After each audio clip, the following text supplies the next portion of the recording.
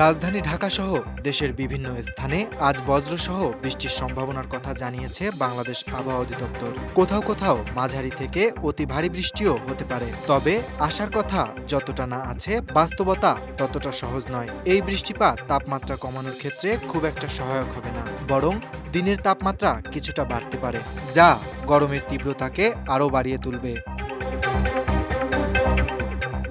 আবহাওয়া অফিসের দেওয়া তথ্য অনুযায়ী আজকের সর্বোচ্চ তাপমাত্রা হতে পারে ৩৩ ডিগ্রি সেলসিয়াস এবং সর্বনিম্ন ২৬ ডিগ্রি সেলসিয়াস। আগামীকাল ২ জুনেও বজ্রসহ বৃষ্টির সম্ভাবনা রয়েছে, তবে তাপমাত্রায় বড় কোনো পরিবর্তন আশা করা যাচ্ছে না।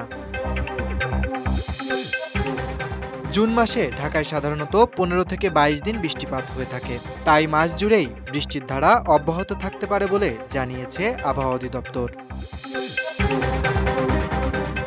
এদিকে সন্ধ্যা ৬টার মধ্যে দেশের ৯ অঞ্চলে এলাকার নদীবন্দরগুলোকে ১ নম্বর সতর্কতা সংকেত দেখাতে বলা হয়েছে।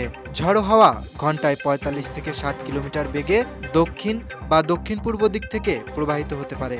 এসব ঝুঁকিপূর্ণ অঞ্চলগুলো হলো রংপুর, টাঙ্গাইল, ময়মনসিংহ, পটুয়াখালী, নোয়াখালী, কুমিল্লা, চট্টগ্রাম, কক্সবাজার ও সিলেট।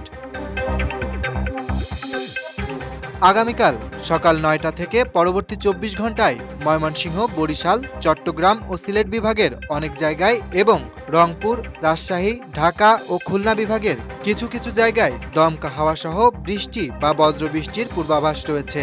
ময়মনসিংহ, বরিশাল, চট্টগ্রাম ও সিলেটের কিছু এলাকায় ভারী থেকে অতি ভারী বর্ষণও হতে পারে।